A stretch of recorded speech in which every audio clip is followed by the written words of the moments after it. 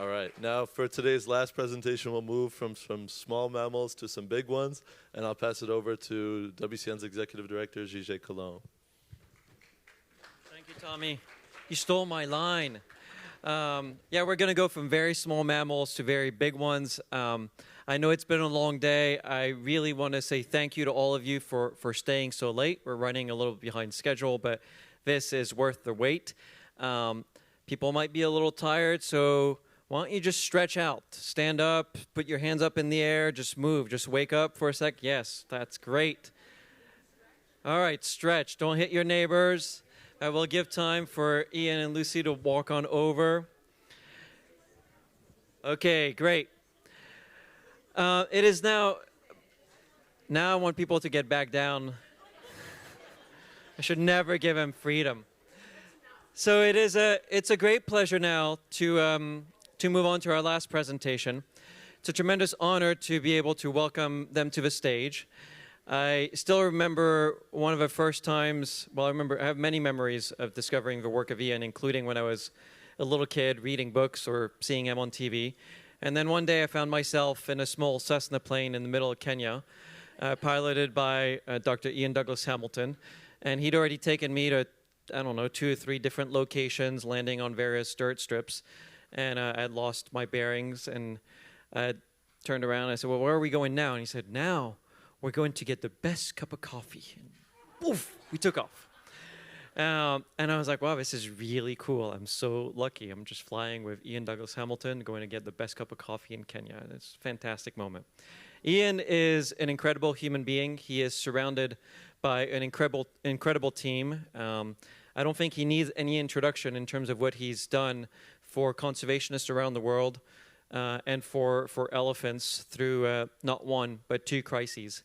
And so we're going to hear about all of our work that they do at Save the Elephants and how it dovetails into providing a secure future for elephants across the continent. It is my great pleasure to welcome to the stage Save the Elephants founder, Dr. Ian Douglas Hamilton, and then he'll introduce his colleague, Dr. Lucy King, head of a human-elephant coexistence. Please give him a big round of applause.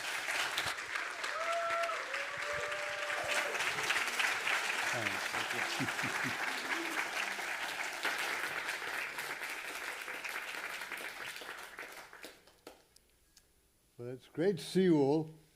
And although I've been at this thing a long time, this is a time of change. And one thing that hasn't changed is the enthusiasm of WCN and its audiences. So thank you for coming here. Now, this elephant that you see behind me is an element of this change. He's a huge bull called Chuck Yeager. And here he is, very close. And watch closely what happens in the bottom left-hand corner, because it's remarkable that this elephant is so used to people that actually he will come into the camp. This huge creature's trunk with one smash could send you into oblivion. Oh dear, what's happened? Well, let's hope it comes back on. Okay, we've missed the key shot there, which was that a little human hand came up and touched his tusk. Anyway, it wasn't always like that. When I started in Lake Manyara in 1965, most of the elephants I met hated people and charged, and it took a long time to get to know them. This was one of the Turoni sisters, seconds before she smashed into my car. But it was a while before they settled down. Can I have the next slide, please? Yeah. So I had to get to know these elephants, and I spent best part of 5 years in living with 500 elephants in Lake Manyara National Park. Quite often I had to climb up trees in order to keep safe, but I got to know them intimately. And it was an idyllic world. There was one elephant in particular called Virgo, where we broke through this man-animal barrier, and she was insatiably curious, and she would allow me eventually to walk with her, and that was one of the most exciting things that ever happened to me. But it didn't last. That era of the peaceful national parks was succeeded when men in green uniforms came into the parks and started killing them with automatic rifles. And it's actually a horrendous period in man-elephant history in Africa where it didn't get better, it got worse and worse. We had one episode that went right through the 70s up to 1989 where the elephants were diminishing, and even in the most best protected parks in East Africa. Next one, please. And finally, it wasn't until the nations of the world united, came together and decided on a universal ivory trade ban that we were able to slow down or almost halt the ivory trade, and prices of ivory fell dramatically, and for about 20 years the elephants, particularly in East Africa where I worked, began to recover. And next slide, please. But by that time, all the big bulls had been killed, and these tusks here belong to an elephant called Mungu, who's one of our biggest elephants in Samburu. And when he died, we discovered he'd been shot. Now this is much later. This is now the second wave of ivory poaching. So we had a 20-year ceasefire, more or less, before it started up again. So now, the ivory trade ban came in 79, and for nearly 20 years, elephants recovered in East Africa. But then suddenly we found our big bulls were disappearing, which is a sign that things were really bad, because that's where the threat falls first when poaching gets out of hand. And to cut a long story short, we realized that now there was a new player in the field. Before, in the first ivory wave, it had been consumption of ivory primarily in Japan, fueled by a rising economy. Now it was China. And this was a huge threat, and we didn't really know how to deal with it because we knew nothing about China. But we actually decided to take the step to get to know Chinese people. And we were greatly helped by this wonderful man, Yao Ming, who's a top basketball player and who's a hero both in America, where he played for the Houston Rockets, and in China, where he was a legend. And he was one of the ways that we tried to get through to the leadership of the country. He came to visit us in Samburu, brought by the NGO Wild Aid, who were wonderful colleagues of ours. And I'll never forget him, because he was so huge, we could hardly find a helicopter big enough to hold him. He was 7'6" tall. And Yao Ming came to see all the living elephants, which he absolutely loved. He saw some of the Daphnis sheldric's orphaned elephants. He saw beautiful elephants close up. And he said in the video that he made, "I came to Africa to see this." And then you see him standing behind a freshly killed elephant. He said, "But I also saw this. So please don't buy ivory. You're only helping the poachers. If the buying stops, the killing can too." That was a phrase that he used that came from Wild Aid. Anyway, things changed, and 2016 was another turning point. Suddenly the Chinese were on the stage, actually more vociferous than anybody else, to stop the ivory trade. And they worked with the Americans. It was a friendly time when we weren't all hostile to each other. And a large portion of the public in China was a bit shocked by what was happening to the elephants. Yao Ming got behind it. He went to the People's Consultative Assembly and asked for a ban on ivory. The Chinese did ban ivory and decided in 2015, instituted in 2017, and things have become much better since then. So we're now in that stage. Big contrasts. But, next slide please. With the decline in poaching, there's been a paradigm shift. So the little red line there represents, in our particular study area, the number of elephants killed by poaching between 2012 and up to date. And you see it just plummets down. This is the second remission from the ivory trade. The blue line, on the other hand, is something new that we have to cope with now. An increased human-elephant conflict, competition for land, a rising human population, in some places a rising elephant population, now recovering. And this is really crucial for the future. And I'm going to have the honor of introducing Dr. Lucy King. Come up to the stage, Lucy.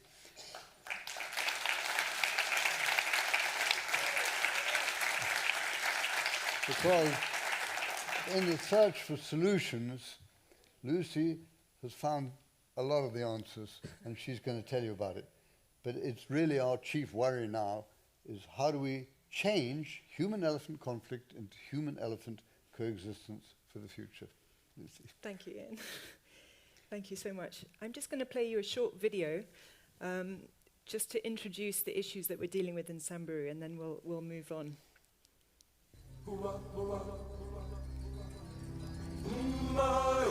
I remember clearly when I was young, elephants would wander near our homes with ease. We were at one with elephants and we coexisted peacefully. But since then, things have changed a lot. As you can see, human population have increased hugely and livestock keeping is switching to agriculture. Coexistence has turned to conflict, and there is growing resentment among Kenyan communities towards elephants. I am Lemayan Kennedy. I come from a nomadic pastoralist community, the Samburu.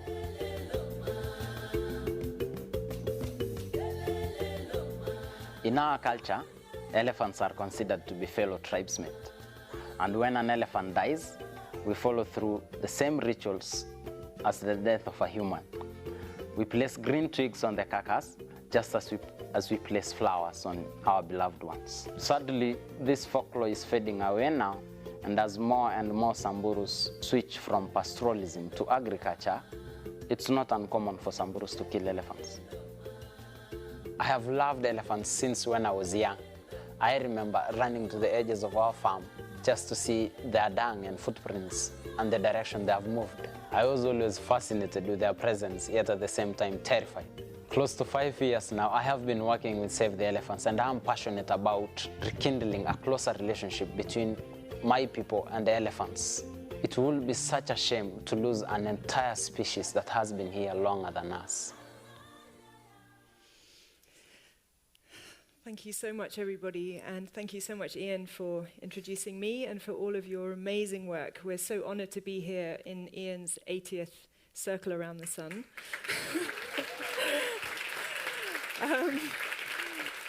And almost 60 years of studying elephants. And you've inspired so many of us in the elephant conservation world. I myself have been working under Ian for 17 years. I can hardly believe it. It's been 17 years. And we're also inspiring the next generation like Kennedy, who was on the video there, who is originated as one of our interns in Samburu, and has now gone all the way through being sponsored for his bachelor's program, all the way up to a master's. He's presently in the University of Kent in the UK studying a master's in conservation and rural development. And he really is the next generation. And so Ian is still mentoring us, and it's just such an honor to be with you here this year. So thank you very much. It really does feel like Ian spent his whole life trying to stop the ivory poaching crisis. And not only did he do it once, but he did it twice. And he's the first one to admit that he wasn't on his own. He partnered with so many critical partners across not only Africa, but the whole globe. But this latest challenge that we're facing is really massively different. And this time we have to partner with absolutely everybody to try and find a solution. And that is the rapid increase of human population, not only in Africa, but across the whole globe. And what we're seeing is these vast tracts of beautiful Africa that we've known starting to turn into farmland and community development. And it's very scrappy. We're seeing a lot of houses, of a lot of different farms popping up where bush used to be. We're seeing this very, very complex overlap of elephants coming out of their natural bush lands and overlapping with farms. This is a famous bull that we called Tim that was collared. He was a particular tomato-loving elephant. And he ate so many tomatoes, he had to be collared. He had to have a whole team monitoring him to try and stop him getting into the tomatoes. And then he started teaching other elephants how to eat tomatoes. And this is the challenge of these very, very bright, sentient, incredible elephants. And this problem is really existential. As we start to see elephants recovering, the elephant population is slowly recovering from the crisis of the ivory poaching. They're getting bolder, and they're starting to re-explore their old passageways and their old corridors. And we're finding communities being really quite shocked to suddenly have elephants walking straight through them. We got a WhatsApp about 5 nights ago that there was an elephant on the edge of Nairobi. And everyone's like, how is this even possible? Where did this elephant come from? He's popped up on CCTV going past Karen. So this is, what is happening? We are really seeing such an unbelievable, complex situation. And these individuals are between 5 and 7 tons, and there could be 10 or 15 of them suddenly turning up in your very small village. So I joined the Elephant Crisis Fund 2 years ago, but it actually was launched in 2013. Primarily for the ivory crisis that Save the Elephants and the Wildlife Conservation Network recognized was really incredibly serious. And the partnership of the Elephant Crisis Fund has no question been involved in slowing down that ivory crisis. Within Save the Elephants, the Elephant Crisis Fund team was always on a pedestal. We always looked up to them. We were always wowed by everything they were doing. And it was just so exciting. And then we saw the ivory crisis coming down, and then COVID hit. And we just saw the absolute crisis of the game reserves, losing their tourism. We saw people becoming unemployed. We saw a complete shutdown in some of the economies. And the board of the Elephant Crisis Fund got together and said, we have to start including human-elephant conflict and trying to help with coexistence. So this is where I came on board 2 years ago, and it has been a wild journey ever since, joining the team and trying to think of new innovative ways of how not only us in Kenya, but the rest of the continent can start to live with elephants. So the Elephant Crisis Fund, just in the last year alone, the strategy has changed. We're not just focused on the elephant ivory crisis. We're now dealing with about 1/3 of our funding goes to the ivory crisis. We're not taking our eye off the ball. There are still problems. We still have poaching, particularly in Central and West Africa. But now we're starting to shift a lot of our focus, support, funding, and expertise into human-elephant coexistence. And also elephant landscapes. Now, this is really important because a lot of the parks where we have pretty much stopped some of the poaching, the elephants are recovering, and a lot of investment is now needed in the actual land where the elephants are to make sure that the land is being protected and habitats are being protected. And this is the kind of dream, isn't it, that we all have for where wild animals and wild elephants can live. Vast, incredible habitats across parts of the Congo and Central Africa. This is what we would love to see and to come back. How realistic it is to protect landscapes like this, it's very, very challenging. And a lot of our funding that's going into Central Africa is being partnered with other crisis funds at WCN, including the Lion Recovery Fund has been phenomenal, the Pangolin Crisis Fund, the Rhino Recovery Fund. We're all piling in together to try and help protect some of these large national parks, game reserves with partners like African Parks. And this is so incredibly important. This is incredibly expensive work, funding, anti-poaching, aerial surveys, mapping, boats for getting into the hardest parts of the park, some infrastructure, capacity building. It's a huge mission, and we couldn't do it alone. So WCN has been quite at the heart of a lot of the grants that we've been able to give out. But those large areas, there's also very, very small parts of the ecosystem that we have to protect too. And we're looking at the largest dispersal areas and then the very smallest corridors as well. And we're trying to put funding into some of the last connectivity. This is between the Udzungwa Mountains and the Selu ecosystem in Tanzania. We've partnered with STEP, which is the Southern Tanzania Elephant Program, and they are literally carving out the last bit of corridor. It's only 150 meters wide. It's 12 kilometers long. And they're buying up small pieces of land to secure as a corridor that's being gazetted by the government. And not a single farmer has lost his whole farm in this corridor. They've just had to go up 12 meters here, 4 meters there, 20 meters there, and suddenly we're reconnecting to national parks and enabling the elephant population from the northwest to the southeast to be connected for the future. This is a last-ditch attempt, and we got this photo just last week of the team actually marking out where they're going to put the fence. This is going to have to be electric fenced because the elephants cannot go outside. And electric fences are, I see as the last-ditch resort when we get to that point, but they're not always the answer. We have, since COVID, I think it was about April 2020, we just decided, well, we're locked down, we're sitting at our desks, let's start to work on our new human-elephant coexistence toolbox. And this has been an absolute monster of a project for the last 2.5 years, talking to all of our Elephant Crisis Fund partners across the globe, talking to some projects in Asia as well, talking to all of our partners in Kenya, trying to compile all of the ideas that people have of how to live with elephants. And we've been working with a Kenyan team based in Nairobi, developing this toolbox. It is a physical book, but it's also online. And it's not finished. We're developing it right now. And these pages in the toolbox are very descriptive. This is one about corridors, just talking about the importance of corridors. It's an important education tool that we're going to be spreading around all of our partners through the ECF. So when we look at a corridor area like this is a new corridor that we've been supporting with 2 different partners through the ECF, the Wild Survivors Foundation and PAMS.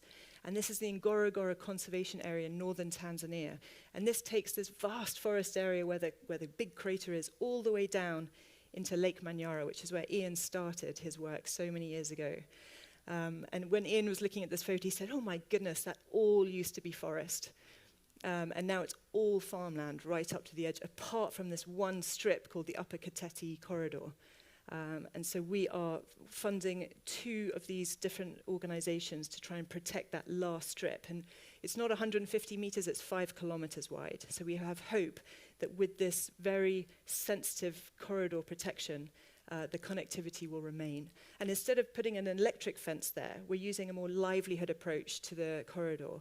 So we've put 2 beehive fences and chili fences with the different partners. And this is the beehive fence along the edge of the Ngorongoro Conservation Area, which is one of my favorites.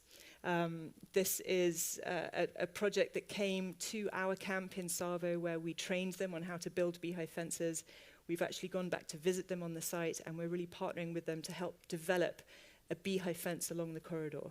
These interconnected hives are connected with a piece of wire, and if the elephants try to come out of the forest into the farmlands, the wire hits their chest and it causes the beehives to swing. And those bees will sting the elephant, or at least create a buzzing sound, and the elephants will stay away. And so this is a really holistic approach to stop these elephants coming into the community. And we've even funded a honey processing room for this project, so that 40 women up on the hillside are now funded to have a proactive, sustainable business that's also protecting their corridor. And this beehive fence, it's been one of our wonderful projects we've done for many years. We've now got it in 87 sites around Africa and Asia and in 22 countries. So this toolbox is really going to help spread the idea even further. And what's interesting about this is that we're getting ideas back from people using beehive fences. So I'm also learning again how different hives are working in different environments. So the toolbox now has a very descriptive way of how to build your beehive fence step by step, using as little text as possible, so that people can really see how to do each of the methods. And so this is a really important education tool that we're excited about. And on the other side of the corridor, there's chili defenses. So chili fences going on either side. And again, we've described exactly how to build your chili fence so that anyone can pick up this toolbox and do their own project.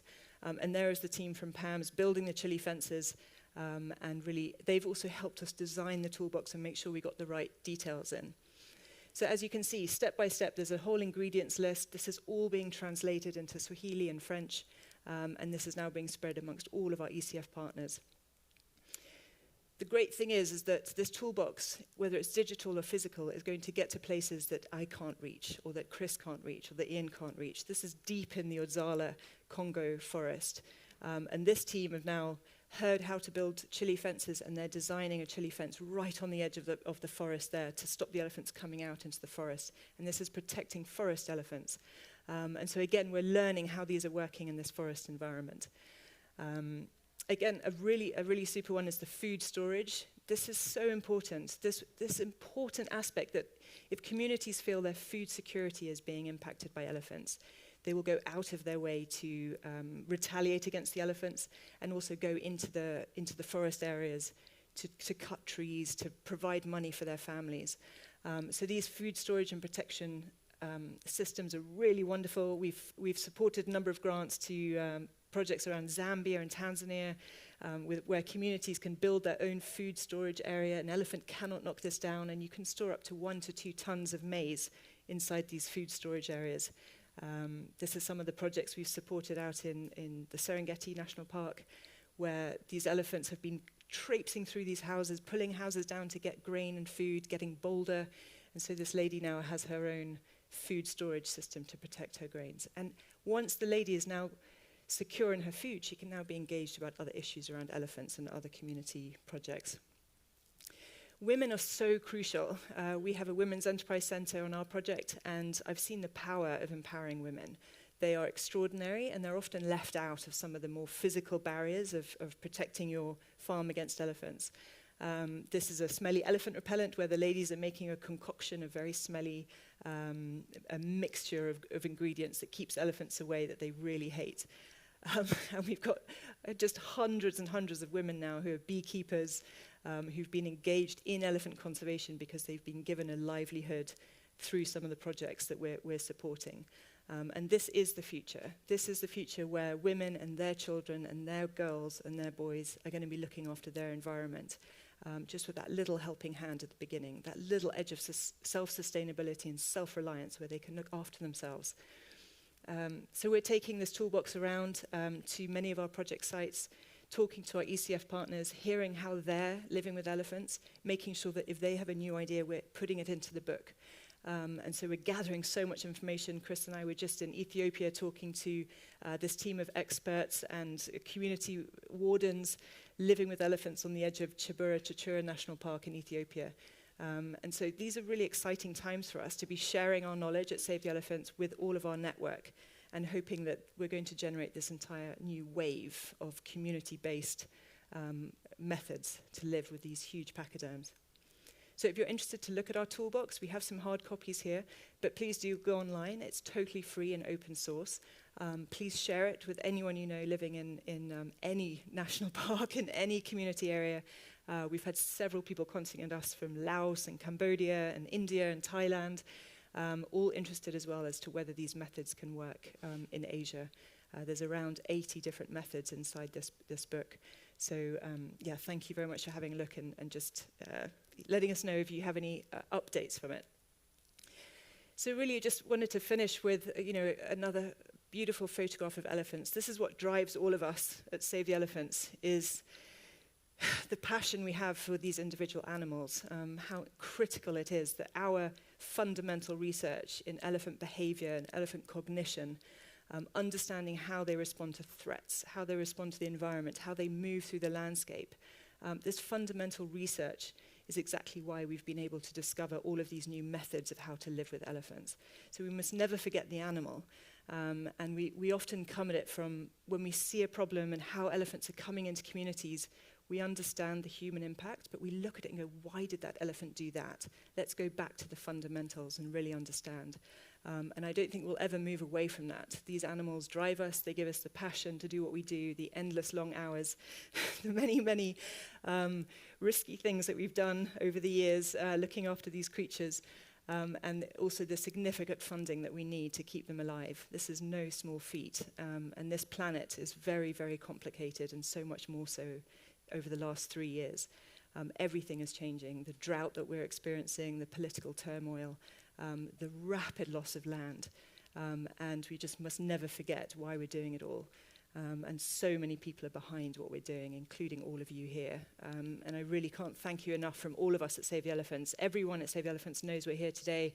Everyone's wished us such luck. There's over 86 staff members in Kenya right now, really all sending their best wishes to say thank you, because so many of you have sponsored individuals at Save the Elephants, all of our students, our staff, all of the scholarships you've given to our staff and students. I mean, thank you very, very much. It is really working. We're going far. And the next generation of Kenyans is going to take over from us very, very soon. Sooner rather than better, hopefully. So thank you so much, everybody.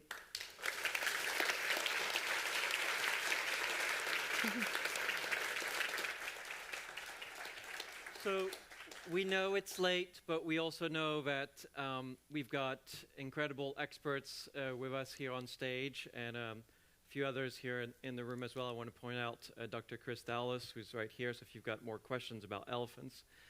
We'll take 5-10 minutes now to answer questions, and then we'll wrap up for the day. I can't really see from up here. It's really bright, so I really need the mic runners to raise their hands. I see a question here. Helps to be in the front. Do you support just African elephants, or do you support Asian elephants too? Oh, I take it. Thank you. Well, we are fundamentally studying and protecting African elephants, but what's so nice about the toolbox is that a lot of these methods are working in Asia, and we are in touch with so many Asian projects. The beehive fences are now in 5 Asian countries, so we've had amazing contact with those partners over there. They've been telling us how the beehive fences have been working there or not working there, depending on the bee species, the elephant species, and so in turn that's opened up that communication channel. And what's fascinating is several of the methods in the toolbox were only from Asia, and we've embedded them into the African toolbox. So we have to learn from each other. But fundamentally, we're looking after African elephants as much as we can. It's a big enough job on its own. But yeah, we definitely talk to each other. And I will add, and I'll ask her to stand, if Farina Othman can stand up. So Farina works with Bornean elephants. She has a wonderful presentation online, and so you can go and ask her more questions. Yeah. Other questions for Ian or Lucy or Chris? I see one in the back. Bill. As this gets more and more popular, what does that mean about the ecosystem that the bees have to be in to get enough, to collect enough such that the hives can all be vibrant? Because you could have thousands and thousands of hives in an ecosystem where you haven't done anything to change what kind of plants are available. Yeah, it's a very good question, and it's something that we're very conscious of. We've done so much research now into how the beehive fences can be placed so that they're not overpopulated. We are only really working with farms on the very, very front line of conflict, which typically is right opposite a national park. So the national parks have a lot of flora that's abundant and they can go and forage on. What we weren't expecting was a full 2-year drought that we're going through right now. Unfortunately, we've lost a lot of our bee colonies. We've had to adapt. We've taken a lot of hives down and hung them right in the tops of trees. We've taken them up hills. We've built 3 apiaries to try and intensively feed some of our bee colonies to reseed them when the rains come back. But it's very important for us to understand that. We've done some research making sure that we weren't displacing solitary bees as well. And it turns out there was no impact at all on the solitary bees. So they really do have their own niche. But we're really worried about our bees. We were always very smug about our honeybees in Africa. Our bees are strong, they're fine. And we heard about the colony collapse disorder here and the pesticide use, and we don't really have that in Kenya. But now we're being hit by this very, very dramatic series of droughts. A huge drought in 2009 and 10, a huge one in 2017, a 2-year one between 2021 and 2022. They're getting quicker and more close together. And what that means for our honeybees is incredibly worrying. We are hardly harvesting any honey this year because of that, and who knows what impact that is having on the pollination of all the flora around us, the indigenous flora, let alone the crops and the crop production, which has just plummeted. So we're looking at this sort of precipice of challenges and just making sure that we're studying it and understanding it and using science to find solutions. So it's really important. Great. I think Ian But wants I to would add answer something. a little bit further that question. Really, what we're doing is only a tiny fraction of what needs to be done. And I think that's your point. We're looking at huge forces that are confronting us, of destruction throughout the world of natural ecosystems, and Africa's no exception. So we can only do a certain amount. We're just an NGO, but for NGOs, we've done quite a lot of what we can do, and this Elephant Crisis Fund is so much part of that. And I do want to recognize Dr. Chris Saunders, who's lifting a camera up there. Would you stand up, Chris? Yes.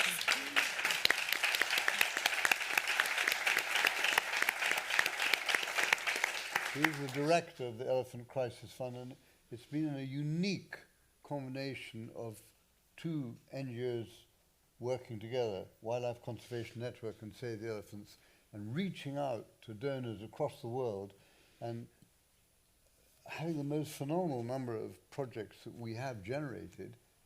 Even so, with all those projects, it's a tiny fraction of what's needed. There has to be a tectonic change in human behavior towards the world. As David Attenborough said, frankly, our species has overrun the world. So that's something for all of us to think about. Thank you, Ian. I see a question in the back, and then I'll come to you, Steve. That reminds me of a Gandhi quote that the planet has enough for every man's need, but not every man's greed. But my question is, first of all, what kind of government support do you get?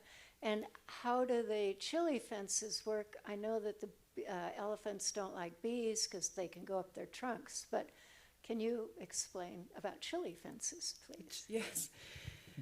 The chili fences are not totally dissimilar in that the capsicum ingredient in chili is incredibly irritant. I mean, if you rub a chili on your fingers and rub your nose, your eyes start streaming. Elephant trunks have millions of molecules, and that capsicum irritates the trunk intensely, and it actually hurts the elephant, the chili. So if they touch chili in any format, it's very upsetting. And because elephants have amazing memories, they will never forget that. So if they smell chili from a distance, they'll stay away. So it does actually physically hurt them, a bit like a bee sting can physically hurt them. It's not lethal, it's not extreme, but by dipping old rags in a mixture of chili and oil and hanging it around your farm, that chili aroma circulates around the edge of the farm, and the elephants can smell it and stay away.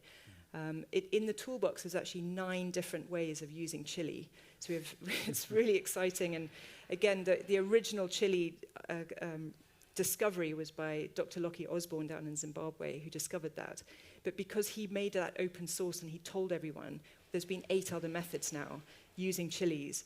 One of the favorite ones I like is you can get a bit of elephant dung, you dry it out, and you break chili into the elephant dung and make small balls. You put it inside an old paint tin, put the lid back on, and puncture holes around it. And you hang those around your farm, and then when you see elephants coming, you just run around and quickly light all the dung balls inside, and you get a whole line of chili smoke bombs around the outside of your farm. And the oxygen comes in and keeps it smoldering, but the lid tin, the paint tin keeps the rain out. So it's perfect for forest environments. It's using the whole concept of chili being a deterrent. And you can pre-do them, so you can sort of set them up ready for the elephants. So there's a whole load of methods. And again, using an understanding of elephant biology, of why they don't like that particular method. Question in the front, Stephen? What is the proportion of real beehive boxes as opposed to dummies? Thanks. So we made a discovery when we first built the beehive fences. I looked at elephants walking near beehives in the bush, and lots of hours of traipsing around, hanging beehives and watching how elephants moved around beehives. And we noticed that they would get close enough to be about 4 meters from a beehive. And they're quite fat elephants. So if you think of like that 2 meters wide, we thought, well, we better put a beehive every 10 meters so that they would never get too close to one hive or another. But as we put beehives 10 meters around an acre, that was a lot. There was 24 beehives per acre. And an acre is a typical size that we support. So a family can live off an acre. But 24 beehives is A, a lot of money, but B, it was making the other farmers a bit jealous. So we thought, well, if an elephant doesn't want to come too close to a beehive, if we replaced every other beehive with a dummy, so let's trick the elephants that there are more beehives than we thought.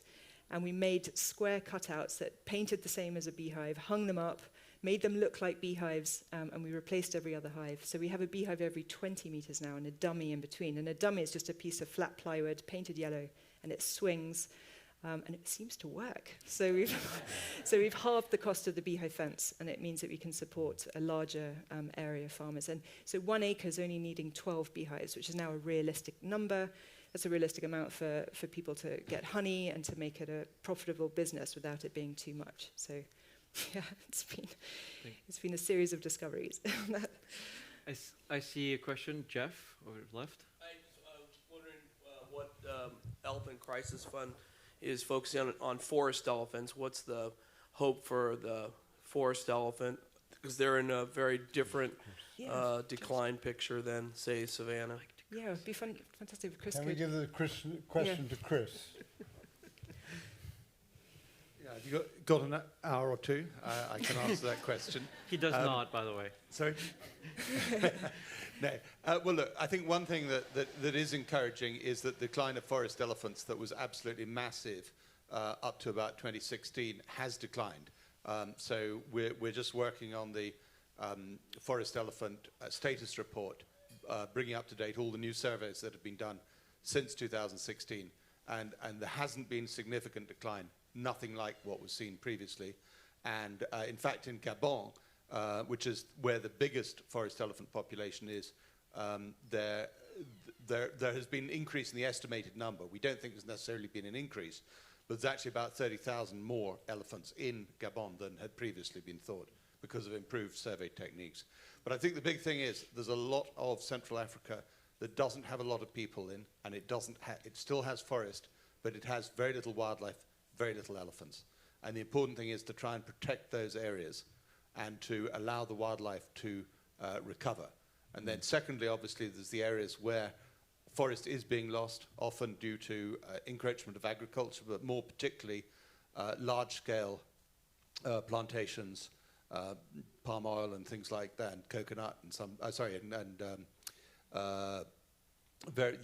various cocoa in other places. It's a real worry. That's obviously much more difficult to achieve than the protection of the existing national parks and so on. So unfortunately, that just needs more money. Thank you. I know that it's been a long day. I see one last question. Actually, I'm going to have a last question, but we're going to have one question here and then one last one. Is it true that elephants can basically eat almost every single plant, but they don't like to smell chili? Yeah. Yeah. He was just saying whether elephants eat almost every plant. They don't eat every plant, but they're very, very hungry, and they do eat an enormous amount. They eat almost every crop. What we've been trying to find out is what crops they won't eat, so that farmers can grow crops that they can be grown safely near elephants. And something we discovered is elephants don't eat sunflowers, and sunflowers are a really beautiful plant, but they also are non-edible to elephants. We're not quite sure why. But sunflowers are incredibly productive. They make sunflower oil. You can eat sunflower seeds. You can feed it to your chickens. You can use the stems of sunflowers for thatching in your roof. And so these are really important questions, is what do elephants eat and what don't they eat? And if we can use that to help people live in harmony with elephants. And chilies is another one. They don't eat chilies. They really hate chilies, actually. So if we can get farmers to grow chilies and sunflowers, then you have two crops that you can sell. You can make a lot of money, and then you can buy your maize and beans with that money, rather than growing maize and beans in an elephant corridor in a pathway. So that's a great question. And there might be more plants that we don't know about and more crops that could make the communities more money. So there's lots of questions still unanswered. So we need more scientists to come up and study that. That's right. So remain curious, keep asking. I want to ask Ian the last question. It was your birthday this year, so what would you like for your birthday for elephants? Wow. Well, I think I'd most like a change in human attitudes. And yeah. So we will be working on that. It's been a pleasure to see all of you here. It's been an honor to share a stage with you, Ian, and you, Lucy, and to work with you over the past several years. I really want to thank all of you on behalf of all the conservationists, all the communities that they work with in the field, for having spent so much time with us. It means a lot. A lot of the conservationists come here thinking that nobody really cares about the work that they do. And then they come here and they realize there are hundreds and thousands of people who do care. And so that means a lot to them. The fact that you spend the entire day with us is something that we're really humbled by and feel privileged. I hope that you'll continue joining us. I hope that you bring friends and family next time. We need more people to care. We need more different types of people to care. We need more people to get engaged. There are plenty of ways for you to get engaged. You can follow all the conservation partners on their social media accounts, sign up for their newsletters, get a bit of that good news coming into your inbox. It's always great. As I've mentioned this morning, no donations too big, no donations too small, so feel free to go and on the website for Save the Elephants, all the other partners, make a contribution. You can make it in honor of for birthdays, Christmas, anything you want. And we don't want to say goodbye, but we're going to have to. That said, I know many of you may have made plans already. Some of you have decided to stay longer. Some of you already have plans for dinner. If you don't, a few of us will be gathering over at Perry's, which is a couple doors down to the right when you get out of here. I think we've got a small room out there for 5 p.m. We can't accommodate everybody who is here, but if you don't have any plans, it'd be our pleasure to continue the conversations out there. And I hope that we'll see you again at more WCN events online, as well as in the future in person. And please take care of yourselves, keep caring, and keep supporting conservationists. Thank you so much.